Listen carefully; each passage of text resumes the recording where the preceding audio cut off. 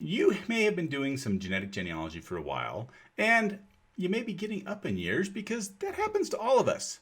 So if you've been wondering, what can you do with your DNA when you pass on? Today, we're going to answer that question, at least for one website. When we think of passing on our inheritance, we usually think of things like money, houses, maybe even cows if we're talking about the 1700s. But today, DNA is one of those things that we can pass on also. And I want to go over some of the ways that you can be able to keep that legacy going for future generations. Now, option one, I think, is the easiest because other than a quick email, there's not much you need to do.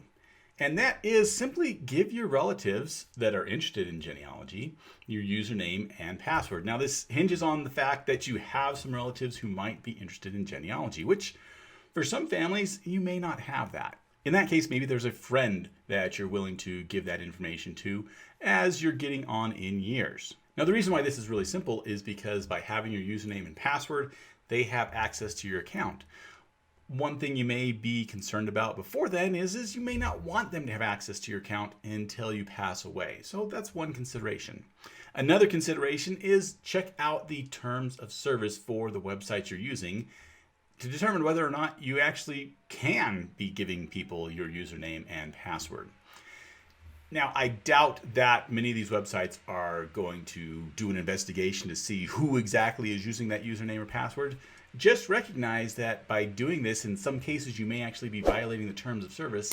And if that is found out, they may actually cancel your account because of that. So check on that before you just give out your username and password. Now, there is a second option that you can do, and that's really something that's just new here in the last 20 years because before then, we really didn't have that problem. And that is identify your beneficiary in a will. Now, the will being a legal document, this would allow the person who you designate to then go to the company to get access to it.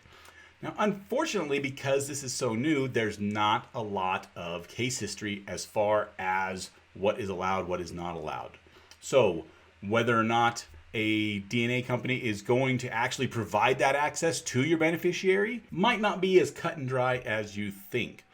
But what this does do is it does provide a legal basis for that person to be able to access that. And finally, option number 3. And this is something that FamilyTree DNA does, and they've actually done this for several years, if not their entire existence. And that is they allow you to fill out the beneficiary information on FamilyTree DNA. You get to designate who can have access to your DNA after you pass away. Let me go over to FamilyTree DNA and show you how to do this. So here we are on the FamilyTree DNA website. I've just logged in. And I can click on my name up here and go over to account settings. Now it is going to give me all the information that I've put in. And in particular, there is the beneficiary information.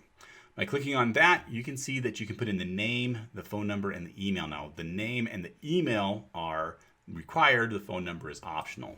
So in this case, I'm going to put in my wife, and I'll put in our company's phone number, and I'll put in our company's email. And as simple as that, I now have that beneficiary information saved.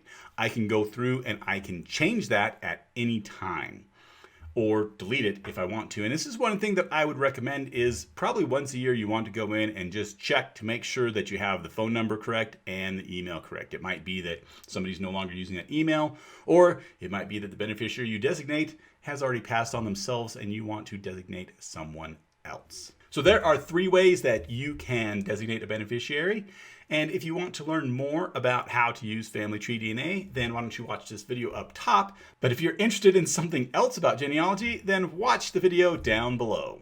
Be sure to hit that like button and join FHF Extra for even more information. And join Family History Family.